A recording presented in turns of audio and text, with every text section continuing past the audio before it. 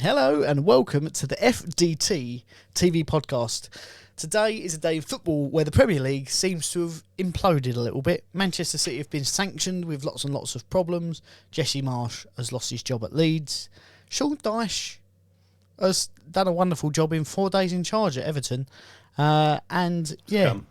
Everything else is just going swimmingly. Harry Kane's 200 goals in the Premier League now, top goal scorer at Tottenham.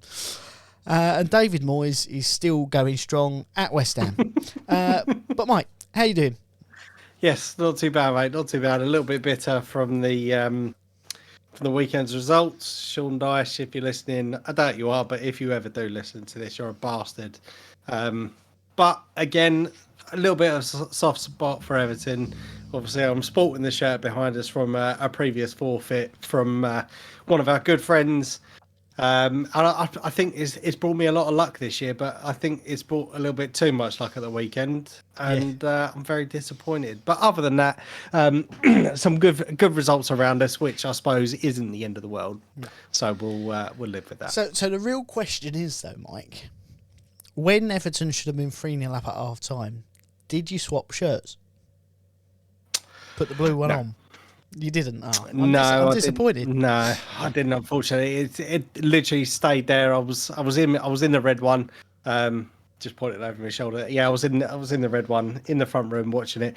And even before the kickoff, I know we spoke about it a little bit last week, that it was the appointment of Sean Dyche come at the wrong time for us, massively at the wrong time, because we've seen it on so many occasions. The new manager bounce, they come in, the players have got a point to prove. And unfortunately, it was against us. And I'll dare I say it, I know we had lion's share of the possession and chances created and all this sort of stuff, but they absolutely bullied us like I've not seen any other team do throughout this season. So, just unfortunate. Well done to Everton. Well done to Sean Dyche, you bastard. Sean Dyche. And but may it continue for them. And in fairness, I think it will. It's not going to go swimmingly. Not obviously going to be table topping by the end of the season. But you know what you're going to get from him. He wants hard work from everyone around him. His interviews, I think, are brilliant in his philosophies of football. They're going to be hard to beat, definitely. And although they didn't spend any money, and lots of people made lots of fuss about that, from what he said, it's not like they didn't try. But as we all know, January is a very difficult time to make signings. And I worry that's another team out of the relegation battle almost, with us being drawn into it. I know we got a vital draw at Newcastle and sort of blighted their goal clean sheet record, but it didn't look promising for long spells of that, and we've got some difficult fixtures coming up. And I know people will say, well, form goes out the window with these. You've got to have some form for it to go out the window. So it's going to be an interesting few weeks ahead.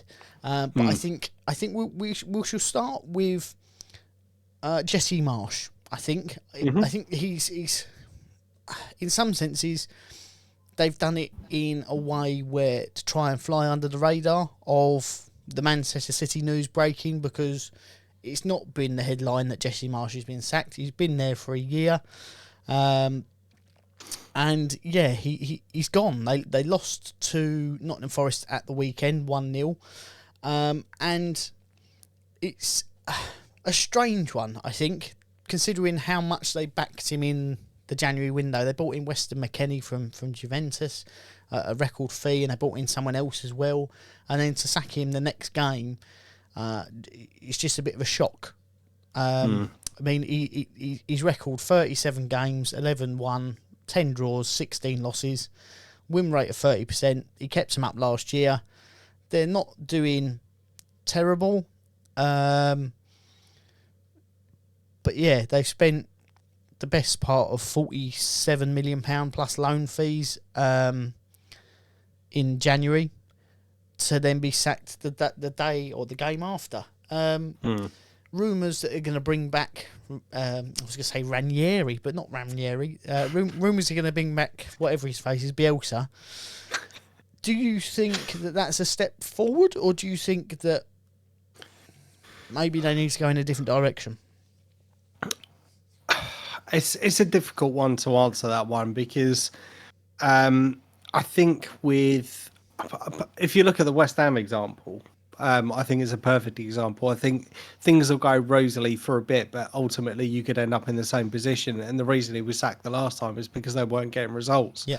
I've got to be honest. The football under Bielsa, granted that they weren't picking up as many results, but it was an exciting brand of football. It's,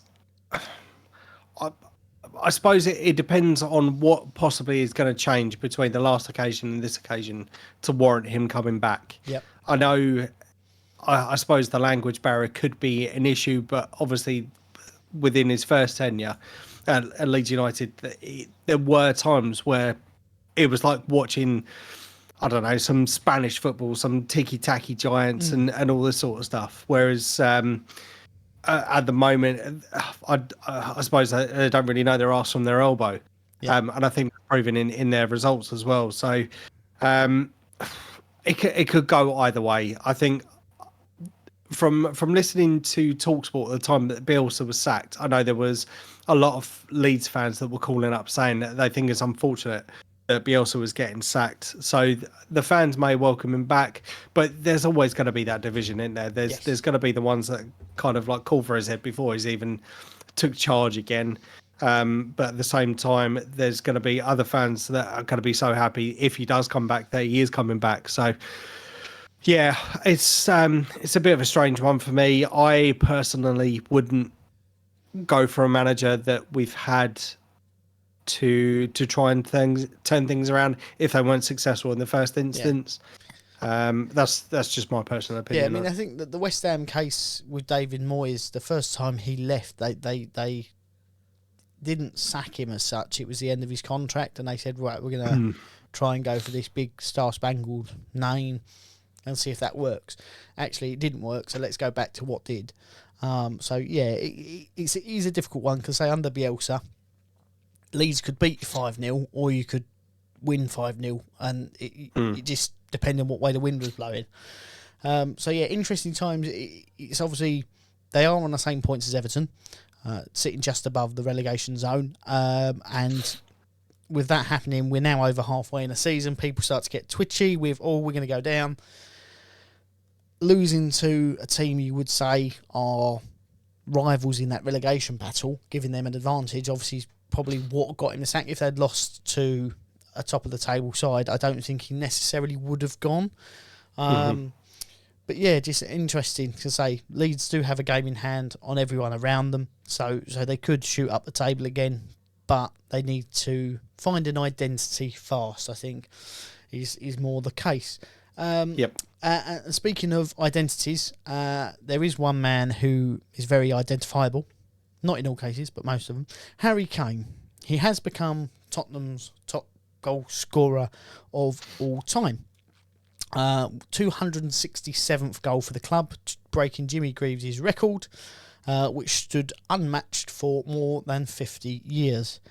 He also notched his 200th Premier League goal. So I think he's 8 behind Rooney and then 60 behind Shearer. I do think he will break Rooney's record just because that's the way it'll happen.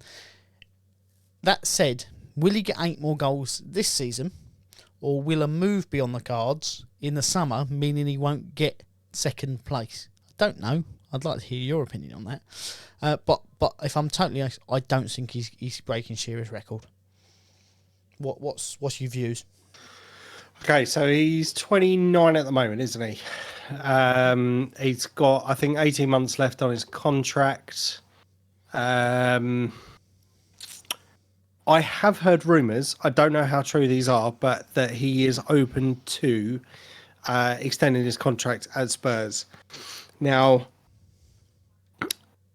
there's 2 ways to look at it. Obviously, he's broken his club record for number of goals.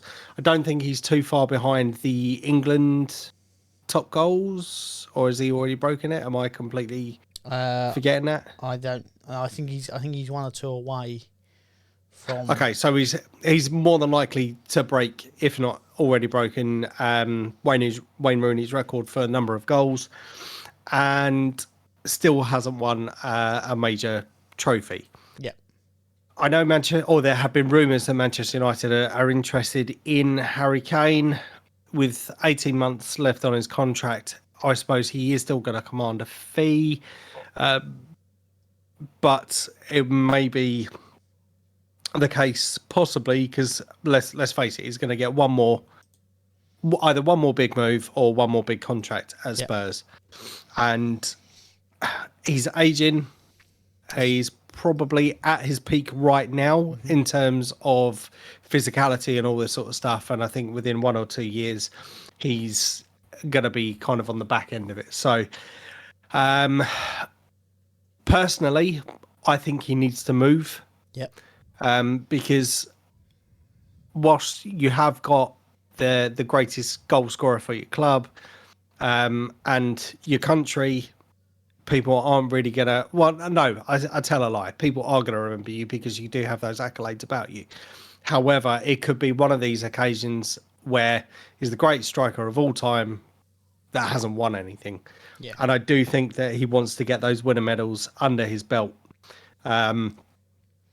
I would say looking at the two teams in terms of where they are in the development, i.e. Tottenham and Manchester United, I think Manchester United is a better proposition in the fact that they're rebuilding. They've obviously got some momentum about them. Yeah. And I would say out of the two clubs, more likely to win something in the near future. But it just depends if he wants to be that one-man club. Does he want to stay in the Premier League? Does he want to go abroad and try something different? Yeah, I don't know. The other team he's been linked with is Bayern Munich. You know you're certainly going to win a league title there, and probably a German equivalent of the FA Cup. Not quite as good, but on a similar stature in their country. And you're going to challenge for the Champions League. You're going to get at least the sort of final knockout stages unless something really goes wrong. So for me, I think he should probably move away because he's going to score goals in Germany, especially at the top of that Bayern Munich team. He'll be 30 by the time the next season starts. So in terms of footballer, he will start to be at the end of his career. I know some go longer, but he will be at the end of his career. And the biggest thing for me, I think he's never been the paciest of strikers. And I think once his pace starts to decline, which it does naturally with age, I think he will really start to struggle. Because Tottenham are not the sort of team where he can just stand on the penalty spot and wait for balls to come in. It's not how they play. And if he is like that, then he won't get the goals necessarily because he's quite heavily involved in the build-up, isn't he? So, interesting times ahead for Harry Kane, but a solid achievement at that, even though, he hadn't won anything. And can I just say, I know being an Arsenal fan, but I just got to say he's a wonderful footballer. One of the greatest ever to grace the Premier League and scoring a magical goal yesterday against Manchester City to keep us 5 points clear of them. So I've never had a bad word to say about Harry Kane. He's always kind of like highly commended on this channel. Yeah. Definitely. So that, never a bad word said. That opinion has an expiry date of the 7th of February. So for all of those who would like to consume it, do so now before it runs out of date. He did you a favour at the weekend, but I'll get onto that in a little bit because I do have a question about something I heard, an opinion I heard, which was outlandish, but I could see the thought process in it. So I just want to get your opinion on that. But say Manchester City. I don't think we'll go into it in too much depth because I think it's been covered to death for most people this or today, most part of today, and will be for the next couple of weeks. Been alleged that they've breached all sorts of Premier League rules in terms of finances, including paying managers from two clubs and the same with players and things like that to get around financial regulations and not complying with the Premier League to be able to supply them information.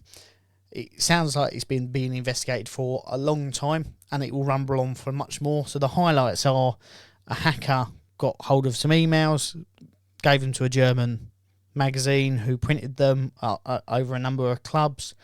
UEFA, as I'm sure we all remember, put some sanctioning in place, which they took to the Court of Arbitration. They were dropped. They were given a £10 million fine, or €10 million fine, which is nothing really compared to the money in football at the minute.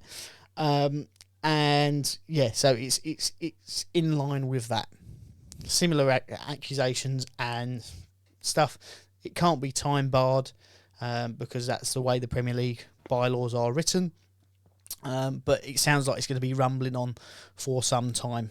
Manchester City have already geared up lawyer-wise. They're not happy that the media were primed before they were given the alleged charges, and they heard it through news outlets rather than from the proper process, which should have had first, really.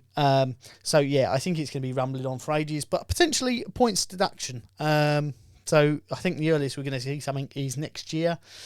But in terms of points deductions, Mike, if it is allegations and over 100 counts of charges that they've been given, let's say they're found guilty of 70 and not guilty of 30. This is all obviously hypothetical because you've got to be proven guilty before. But let's say that's the case. What do you think in terms of points deduction? Is it half a point per allegation or per charge, or is it a point per charge, or is it just a 25-point deduction? What do you think is going to be the likely punishment dished out? I think it's difficult to say difficult to say even, not see, because we haven't really come up with these sorts of allegations prior to this. It's very unprecedented, obviously, given the stature of Manchester City. Obviously, I know the timescales that they're looking at. I think it's 2009 to 2010 onwards until I think it's like 2018, 2019. So there's quite a significant period, and I personally think you have to take in, if they are in breach of these rules, that number of seasons where they have had a significant advantage over other teams, and some of the signings, etc., they have made, would they have been able to do them if they were, again, not in breach of financial fair play and all this sort of stuff? I know there's kind of workarounds and all this sort of stuff, but for me personally, I don't think there's anything you can do for the titles that have already been won. You can't really strip them of their titles. For me, like I said, I would take into account all of the seasons that they are technically in breach of. Yep. And I think a blanket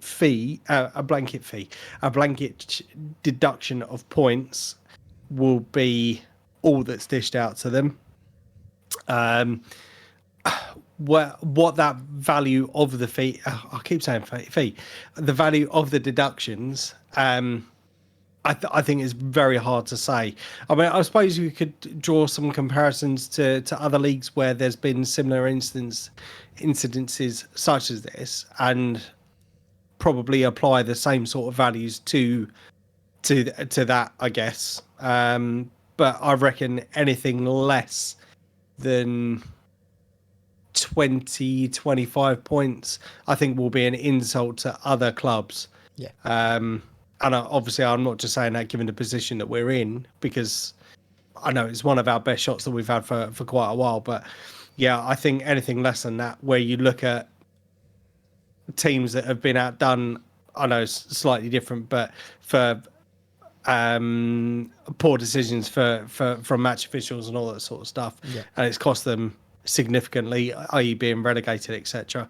I think being put in a position where kind of like the Derby position a couple of years ago, I think, where they had, I think theirs was like a 30-point deduction before they'd even started. So yeah, for me, something along that ilk would be sufficient. Yeah, and say the likelihood is, as we said, it's not going to be this season. It probably earliest it's going to be next season. If they start on minus points, so be it. I do think there will be some shade thrown in terms of Manchester United, Liverpool, the amount they've spent over the last 4 or 5 years, and certainly this year Chelsea. I think they will all be dragged into it. Well, if you're looking into us, then what's happening with all of these? Because they've got more equal, if not more, spending than what Manchester City have over those same periods. But yeah, it's things will rumble on. If you're interested, the place to keep an eye out is the Premier League site, because that's where they're going to publish the next thing, which is the findings of what's gone on and if the charges have been upheld or dropped. So yeah, interesting stuff. And speaking of Liverpool, they're yet to have a win in 2023 in the league. It's very similar to the implosion at Dortmund, almost identical. But say, we've heard about people leaving. Mane's left, the chief doctor's left.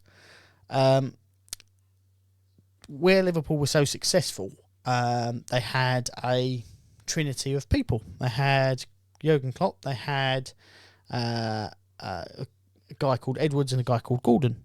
One was like the director of football, dealing with players and scouting, and that side of things. The other one being chief of finance. One of them's left at the end of his contract, wanted to take a break of football. The other one's now more focused on finding investors and buyers for Liverpool Football Club. So again, it's another element of that football club which has been ripped apart after having been successful, and potentially contributing to this downfall of Liverpool in the Premier League. They are sitting 10th at the moment. I think if you look at the VAR decisions from earlier in the season, someone has done a table, they would be sitting 15th, if I'm correct. From what I've seen, that for decisions that are clearly wrong. So it's strange because they have a lot of quality in their team, but it just doesn't seem to be clicking. Now, that could be, as we said, a combination of things. But looking at some of the recruitment, they brought in Darwin Núñez for a humongous fee. What is it, 70 million, something like that? And I've got to be honest, he's been diabolical. Do you think that if one of these elements had gone wrong, the doctor had left, so their injury list has got worse, or their backroom hadn't been disbanded as much, or some key players left, do you think if it had been one individual element, it wouldn't really mattered rather than the accumulation, or do you think it was something that was a long time coming anyway? It's a difficult question because obviously they've ridden the high life for the last 5 years or so.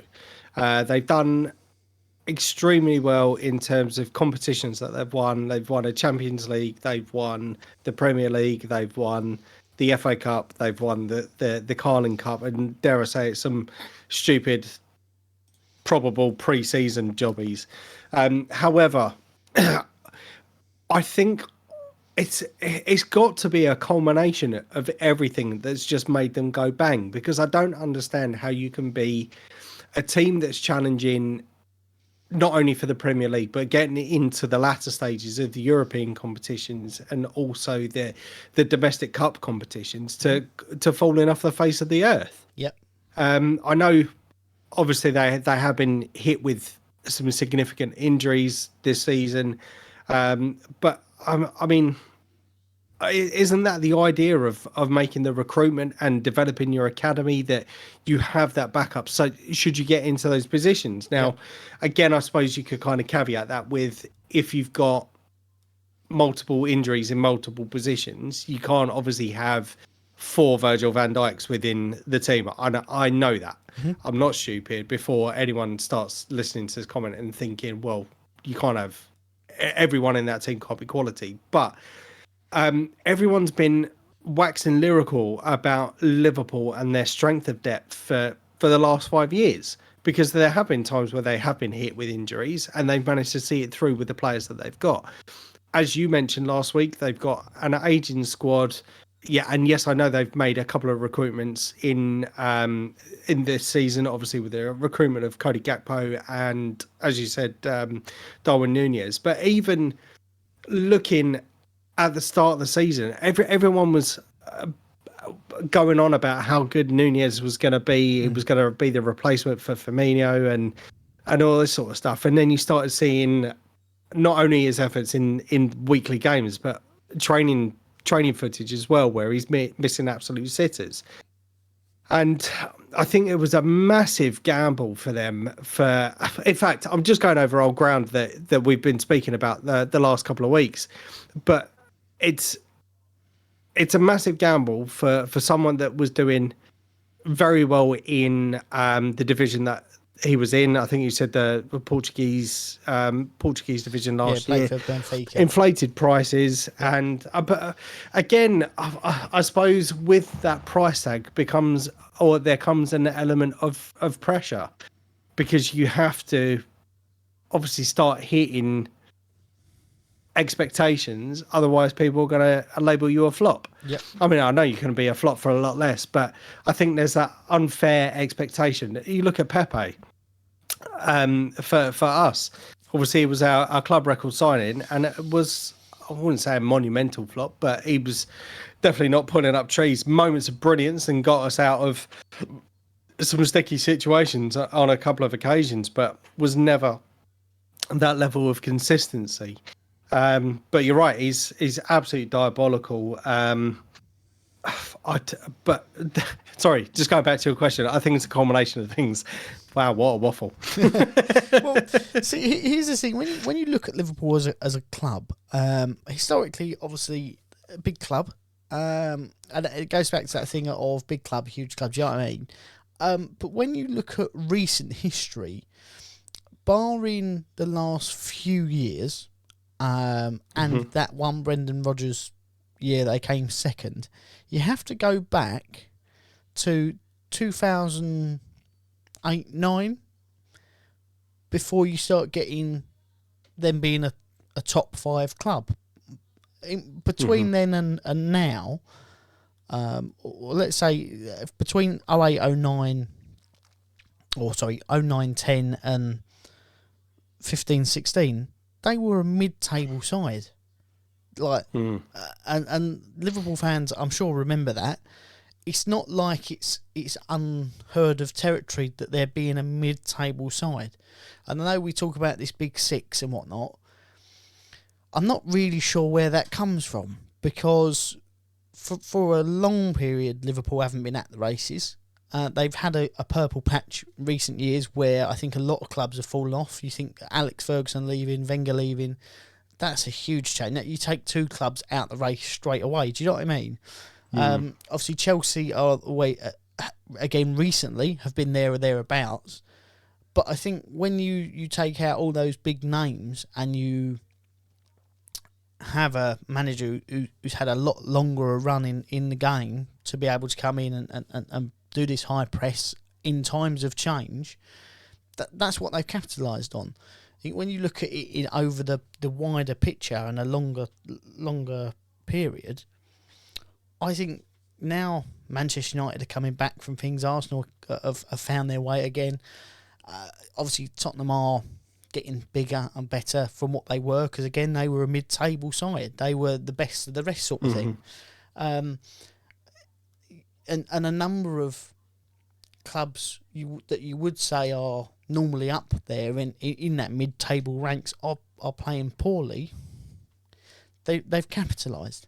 And I don't really know what my point is here, apart from I'm not sure why everyone's surprised at the fact an ageing Liverpool team are back at mid-table. When you look at the other thing I was going to bring up in a point of the reason why it's happening, I'm not sure if Klopp's lost the plot. He's refusing to answer questions on from journalists. That's part and parcel of the job. You might not like it. They're going to ask some questions which are wrapping you up a little bit. but there's lots of players at that club that they could have shifted out in January. They just didn't. They could have swapped deals, trades. Do you know what I mean? Get some money in, get a little bit, and spend that. Oxlade-Chamberlain, what's he still doing at Liverpool? He's been there for ages now. He plays the odd occasion in the cup. Why is he still there? What's he adding to that team? If you took him out of it, there's a big wage saved. You're going to get 10 million for him because he's a decent player when he's fit. But you could have used that to try and leverage something else or move in with something else. And I just feel like maybe he's lost the plot. It did happen at Dortmund. It's in the same sort of time scale. And I know I said last week I don't think they'll sack him. I think if they lose to Everton, they sack him. Oh, okay. That's interesting because I think for the last 3-4 weeks we've been having this discussion. Obviously, the wheels have come off the gravy train, if you like. And you were adamant, no, they're not going to sack him. They're not going to sack him.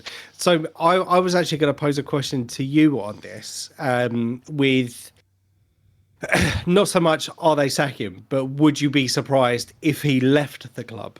As in by mutual consent, like going to the board and saying, look, I've taken you as far as I can go. We haven't had any, or I haven't been backed significantly in the last couple of transfer windows. Yes, I know, again, for the players that they have brought in, they have spent a significant amount of money. But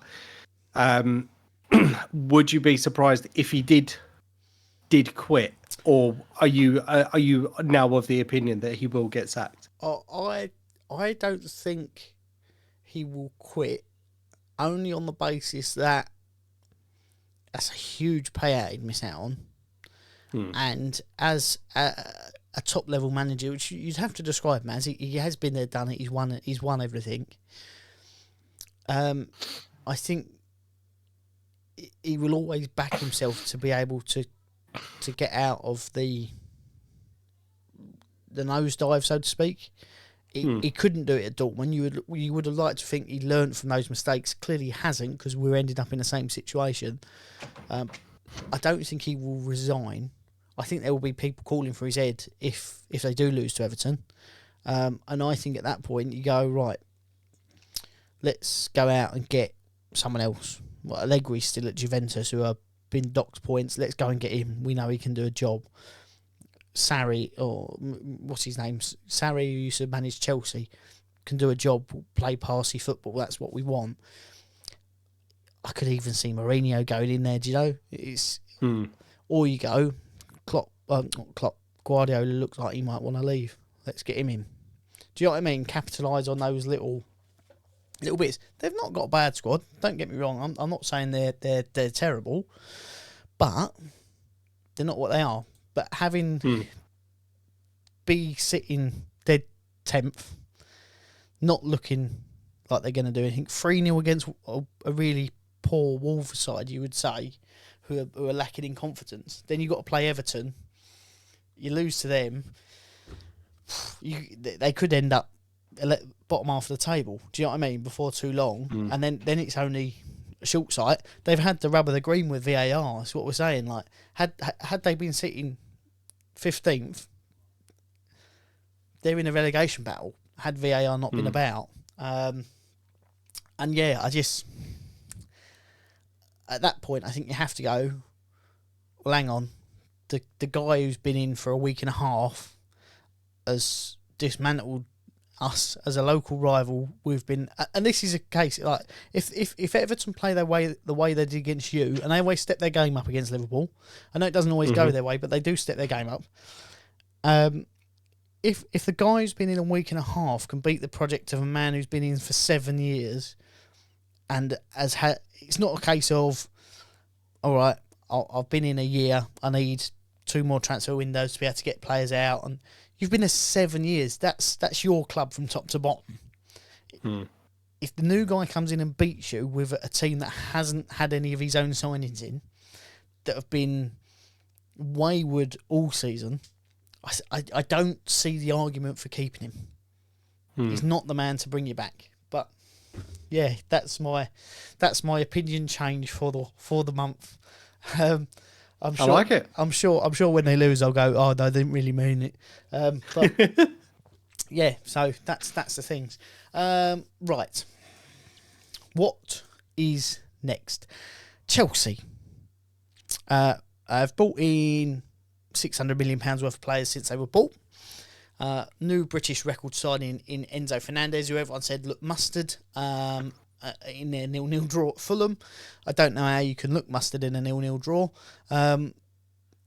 Didn't see much on the extended highlights from him. Yes, he can pass the ball. Yes, good job. He passes to his own team. All your players should be doing that. If they all did, maybe you wouldn't be where you are in the season. But they seem to have upset the apple cart a little bit with their homegrown players. One of the big names, Mason Mount, brought through by Frank Lampard. Mainstay in the England team now. Is in their first team. He's running out of contract and is refusing to sign a new deal. It did look like they were going to be able to come to terms, and then they bought loads of players. Now, with that being said, they have a bulging squad which can't all be registered for all the competitions. They mucked around PSG with Hakim Ziyech on deadline day. If I'm honest, I think that puts people off as potential buyers at any sort of decent rate. They'll be paying pennies on the dollar now, so to speak, for players from Chelsea because of the hassle they might cause them. And with players happy to walk away from their contracts, getting nothing out of it. Two-part question. Do we see the complete demise of Chelsea again in terms of where they are in the league and being sort of a lower league team as they were back in the 80s? And do we see further financial regulations put in place? We have seen transfer bans on them before for their actions. So will a mix of those two and players leaving mean that Chelsea are shit? Okay, so part one of your question, what was it again? So essentially, with the money being spent, yep. But this is the way I was meant to phrase it, but it's not the way it came out. The financial money being spent, and people not wanting to do business with them again, does that create financial fair play regulations as we've seen putting on Man City and things like that potentially? Does that, along with players happy to walk out their contracts, mean that they're going to see a tumbling down the team? Right. The table? So I think PSG were very vocal with their frustrations over the lack of, or the incorrect timings on transfer paperwork and all this sort of stuff. So I think any bridges are likely to be burnt with that, and yes, it could cause a problem with future windows. I suppose in one sense you could say it was an honest mistake, but I mean it's deadline day. It comes around the same time every year, and I think all parties were ready to go on this occasion. It just happened that they didn't send the paperwork, I think, by the correct time. Someone's fat fingers obviously got stuck on the fax machine button or something. Do you know what I mean? What PSG said, they said as well that they were sending through wrong documents. At one point, they sent through his medical that he did at Chelsea rather than the signed sheet, and they said no, that's the wrong one, and they just sent something else, and they were sending blank bits of paper rather than the deals. And maybe they were in a fluster because they are trying to get the Enzo Fernandez deal done. It would surprise me if they ended up sending medical. But yes, they do run the risk of potential suitors in the future. But I mean, just in terms of players wanting their contracts terminated, just from our own experience, and when I say our own experience, I mean Arsenal, there's been a few players that obviously that we've seen over the course of the last couple of years, the Mikel Arteta era, I think it's fair to say, where they are happy for their contracts to be terminated and allows them to pursue other opportunities. Now, in the case of Mason Mount, I think one of the issues that they're having is a sticking point regarding the wages. Now, for me, I'd say Mason Mount has probably been one of the most consistent players for Chelsea this season and over the last couple of seasons as well. And I think one of the arguments that he's having is that he wants to be paid in the same region as some of the other players within his within the team. So I think Raheem Sterling's on something stupid like 240 grand a week or something, around about that figure, and he wants to be kind of at that level. And I think the value which Chelsea have offered, I think, is around £200,000 a week, is slightly short of his expectations. Now, for someone that's got only a short amount of time on his contract in relative terms, i.e. 18 months, there is an argument to say, okay, well, I want the best for myself, as in I'm Mason Mount now. I know I'm not. I'm better looking for stars. Yeah, I've got this amount of time left on my contract. I either can request for it to be terminated now in the summer and look for other opportunities where I'm likely to get that sort of figure, or I ride it out, get a massive signing on bonus for the next team that I play for. Yeah, it's kind of swings and roundabouts, because I've seen the benefit it's had for our club. We've got a lot of deadwood out of our club over the last couple of years, to which has allowed us to rejuvenate the squad.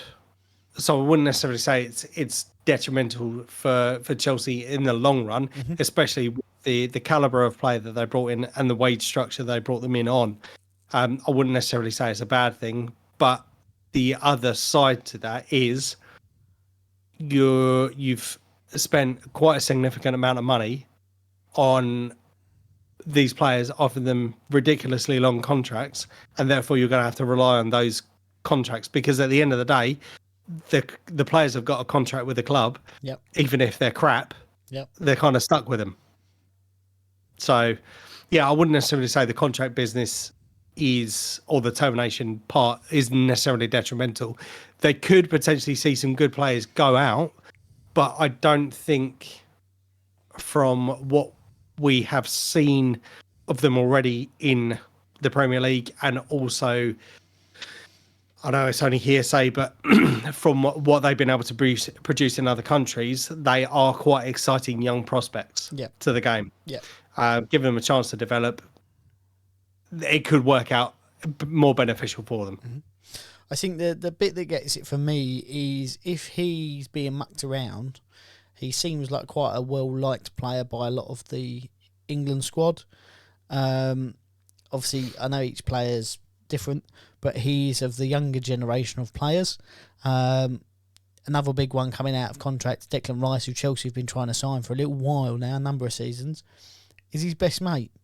Is that he could say, you don't want to go there, they're not going to treat you right. I come through the academy, I've been a staple there, I'm the first name on the team sheet. Actually, when everyone else was playing bad, I was winning points, and they didn't see the value in it. If he does that, and a number of other players go, you know what, I can't get in a team, I want out as well, because we've signed all of these young players on big contracts, and it's a bulging squad, so actually I'm only playing 15 games a year rather than 30. If they all leave, you got the homegrown players thing, haven't you? They're going to struggle on that side of things. So I think it's in some senses a little bit short-sighted on Chelsea, rather than not putting in a proper wage structure to fit into and splurging loads of money. But I don't think they're going to be short of suitors for Mason Mount, if I'm totally honest. And yeah, it's an interesting story. But another Mason that has made the headlines maybe a little while ago that we didn't talk about too much. Mason Greenwood was given alleged charges for all sorts of horrible things. If you Google it, you can find out all about it if you don't already. He's not played in 2 years. Same amount of goals and assists as Saka, funnily enough, in that 2 years. So robbed of some of the best part of his career, you could say, as a promising young player. All charges have now been dropped by the Greater Manchester Police. Two things that go with that means, one, he could now play again football because he was on house arrest and things like that. Will he go back into that Manchester United squad? Because he fits the mould for what Ten Hag wanted or wants in a player. And there is no doubt he is a good footballer. Not questioning his morals and things like that. Obviously, he wasn't charged, but the videos and audio clips, you have to question that they've dragged it out for 2 years and they've gone, we haven't actually got any evidence. But two things. Do you think he'll go back to Manchester United or play again for Manchester United?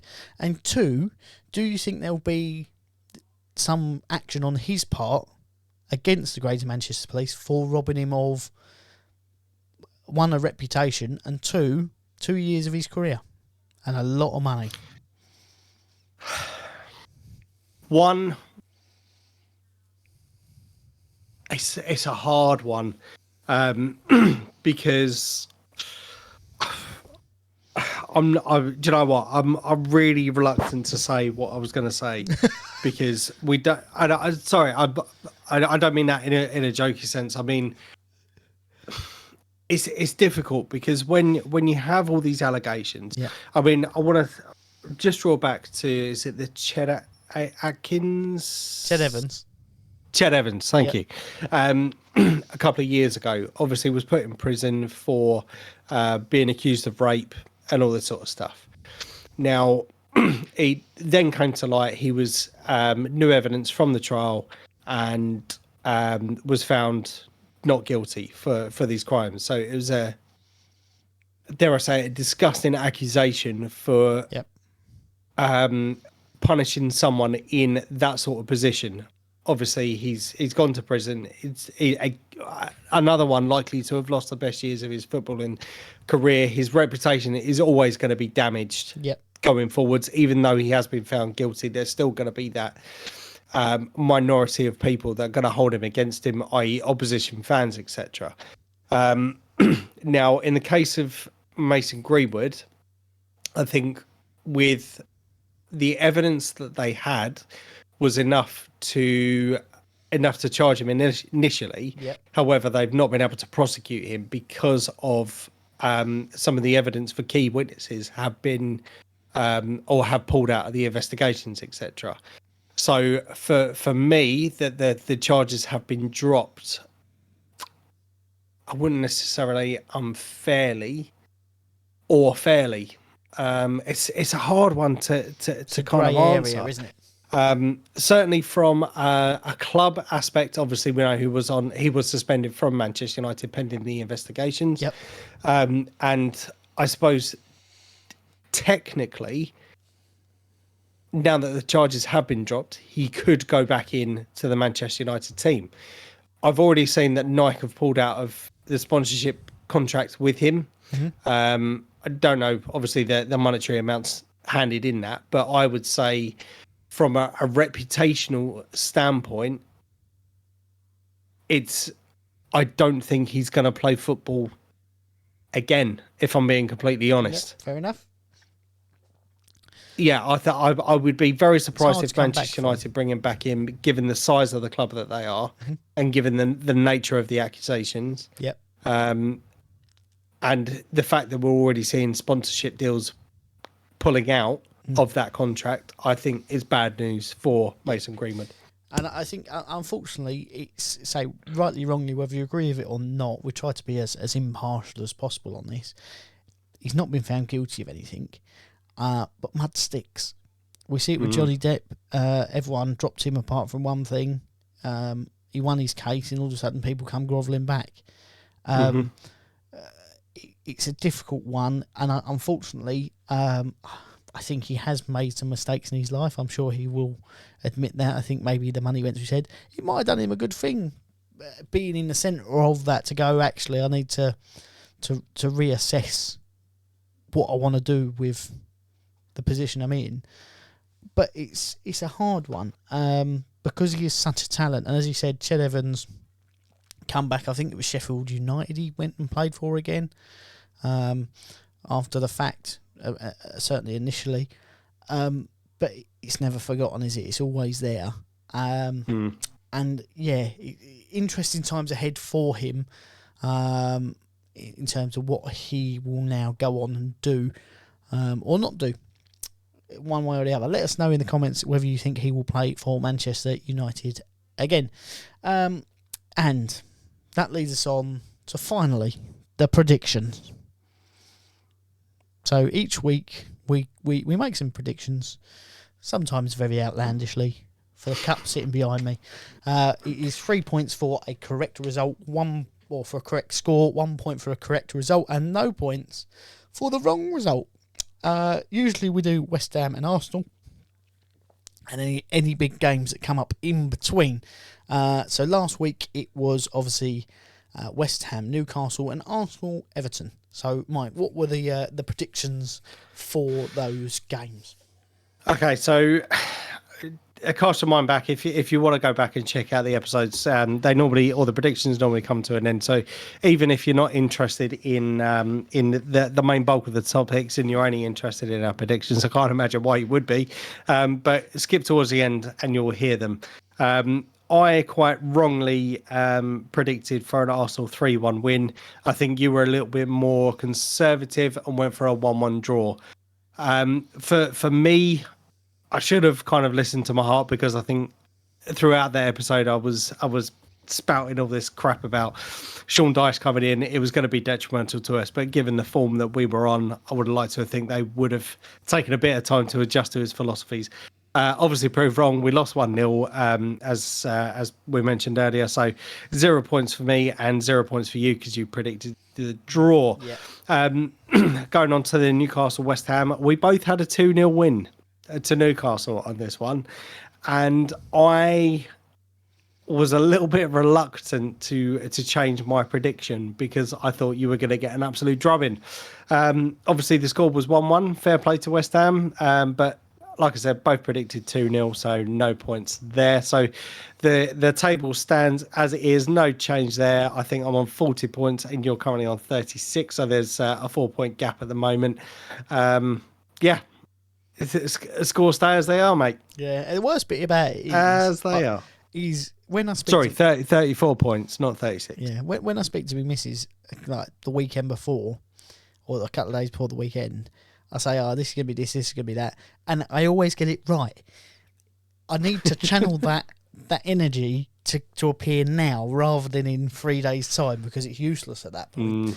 So this week I suppose it's because there's a lot of things can happen. Obviously, you can pick up injuries and stuff during the midweek or whatnot, which could effectively change the outcourse of the game from the Monday predictions. But anyway, carry on. So this week we have Arsenal, Brentford, West Ham, Chelsea, and Everton, Liverpool.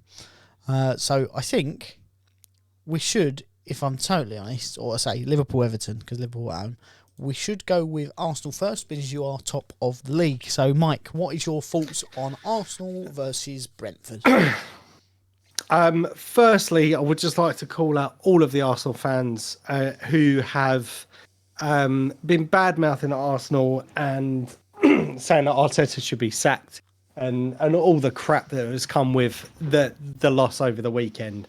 I appreciate it's not ideal, obviously, against Everton, but like I mentioned at the start of the episode, they've been a bogey team for us for a number of years, and I think people need to realise that we've only lost 2 games this season. We're still 5 points clear with a game in hand over the rest of the table, which could extend up to 8 points. So I think people need to chill out a little bit. We was never going to go through the season with only 1 loss. So people need to get a reality check and sort their lives out.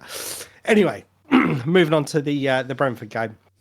Obviously, we are at home. We have had a fantastic record at home over the last couple of seasons. I think back to winning ways, nice and simple. Do you know what?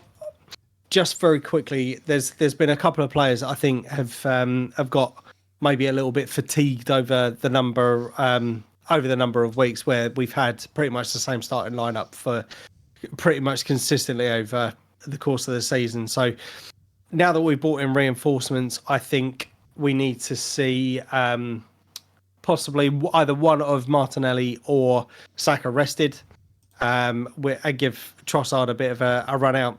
Mm-hmm. And I wouldn't necessarily say change up the back four because they have been pretty solid.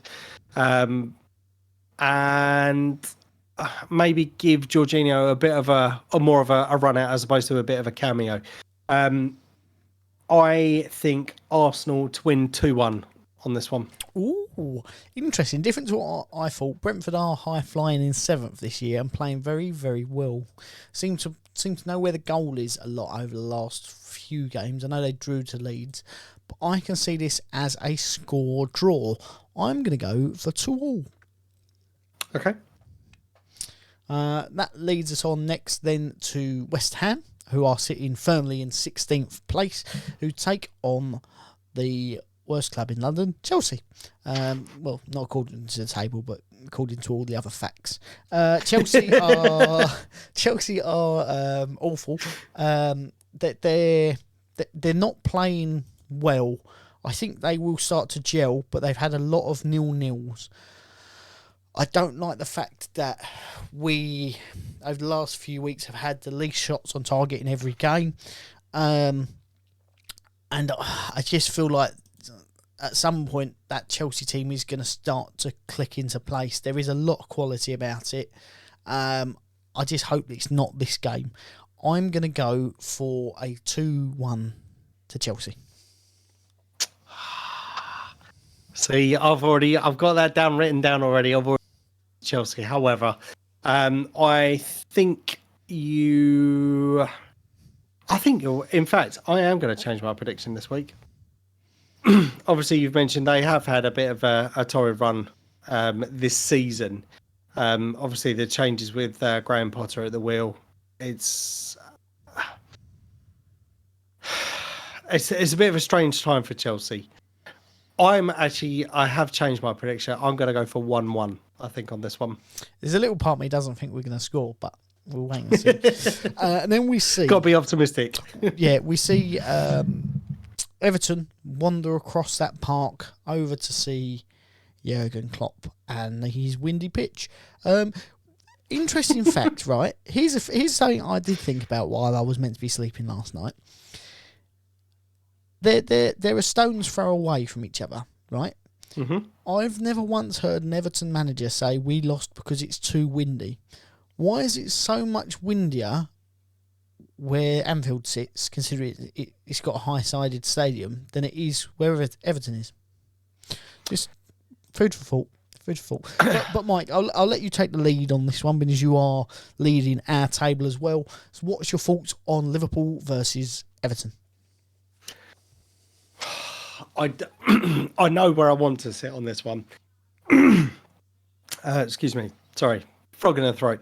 I know where I want to sit on this one, and me possibly predicting this will have the opposite effect. Now, I've seen a few absolute toss bags come out on social media of Liverpool fans essentially laughing at the fact that we lost against Everton, who have gone through an extremely poor run already this season. Now, Sean Dyche coming in, I think it's a positive move for Everton. I actually think they've made the right appointment this time. It's going to take a bit of time. There's going to be ups and downs along the journey. However, I think with the fact of a new manager and the fact that they picked up their first win in ages against the team at the top of the league is only going to give them more wind in their sails. Liverpool have shown their frailties so many times this season, and as you've also mentioned, they have been quite fortunate in terms of their VAR decisions. Obviously, the away fixture for Liverpool early on in the season, I think they were absolutely robbed, or Everton were absolutely robbed for an offside decision. So I am going to go for redemption for Everton to win 2-1. Very good. I don't think you're far wrong. They're going to breed on that confidence. The midfield that is deployed are a big, strong midfield that have got lots of legs in them. Decore, Justigana Gay, and the other geezer. But yeah, so they are good players, and they've got experience in that Everton squad, and that confidence is going to do them the world of good. Liverpool are low on confidence, and all right, it's at Anfield, but I feel like the Anfield crowd will get on the back of the Liverpool players if they start playing badly against Everton. Because that's, if they get relegated, the one game they need to win at home is against Everton.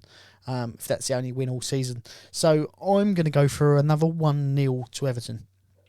Okay. I think they're not gonna, they're gonna spurn their chances a little bit like they did against Arsenal, but I think they will make the breakthrough in the end. Let us know what your thoughts are on those fixtures as well in the comment section or over on Twitter. Let us know. Have you got anything else, Mike? No. Okay. I think we've covered a lot of stuff tonight, and we've done well. Yeah. So until next week, I've been Ian. I've been Mike. Make sure you're subscribed, and we will see you very, very soon.